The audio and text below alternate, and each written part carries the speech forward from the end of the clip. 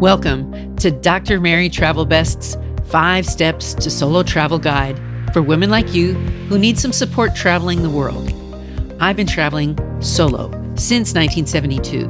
Now you can read the latest in the best-selling book series, 5 Steps to Solo Travel, Part B, A Woman's Guide to Destinations in Her Prime, found on Amazon. I will help you solve your problem. Go alone or don't go. Prepare and go.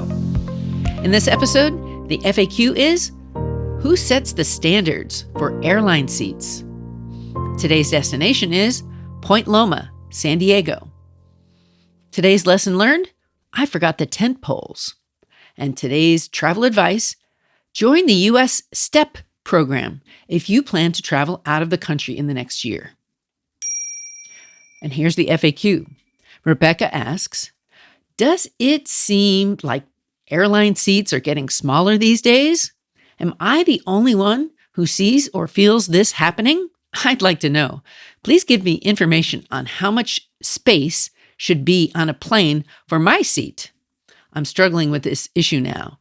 Who sets the standards for airline seats? Dear Rebecca is the answer. You are being heard. I'm glad you asked. I'm wondering the same thing. In the USA, the Federal Aviation Administration is looking at a rule for minimum amounts for the width of airplane seats and the distance between the front of one seat and the back of the seat ahead. They are gathering public comments on the issue now. Their concern is safety. If seats are too small, it can hurt evacuations in an emergency. How is your legroom? We want to hear from you now. And so do they. So contact the FAA to give them your concerns. And now for today's destination, Point Loma, San Diego. Point Loma is a landmass that sticks out into the Pacific Ocean, a large peninsula. On the water, you can't go from downtown San Diego without bumping into this point. It was one of the first places to land for settlers in this land. Why visit Point Loma? The national park, Cabrillo National Monument, and the lighthouse. These are the most famous places to visit as a traveler.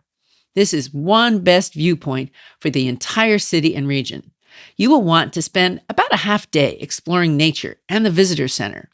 You can see inside the lighthouse and climb up the stairs to see what it was like to live there hundreds of years ago. I highly recommend this destination. You can see Mexico, downtown, and a lot of the ocean from here. Tonight, I met a couple from Lexington, Kentucky, and they visited the lighthouse today. They raved about the experience of being in the home that was a lighthouse and being able to see so far.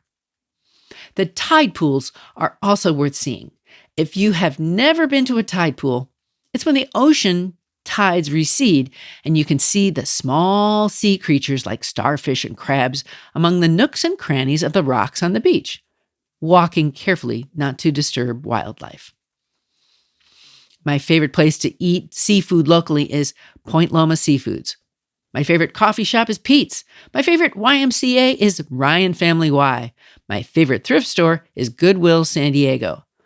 Point Loma has Sunset Cliffs Boulevard, which has great views and sunsets. You can swim here too, if you can navigate the hike. Along the cliffs, it's not really meant to go swimming. Better to head north to the public beaches. You'll also see beaches just for dogs, and dozens of them running around that sandy beach. You'll be in Ocean Beach, which is the community next door, connected. My first visit was 1982 as I relocated from Chicago. Little did I know about this part of the region. It would impact my life later on. I said out loud, Lord, if it's meant to be, find my next work and life in this city. I prayed in my car, parked on the street called Cornish Drive, a block away from where I ended up living a few months later. Yes, the same street, about a block away from where this prayer happened.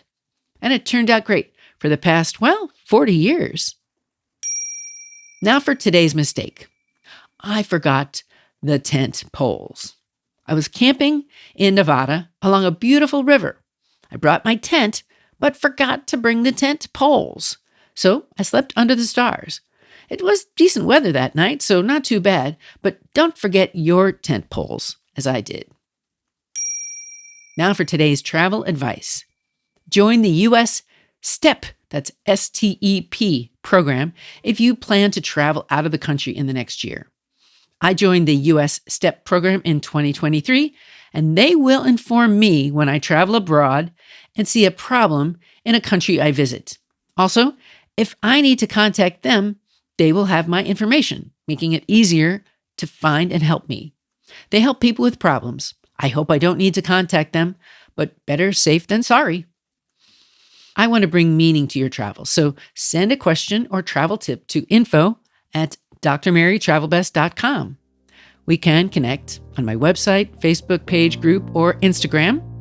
You could also find me on YouTube, Twitter, and other social channels, and find 5 Steps to Solo Travel. It's a series on Amazon. What's on your travel bucket list? Tell the doctor and her team of women who travel the world seeking the very best. Dr. Travelbest, that is.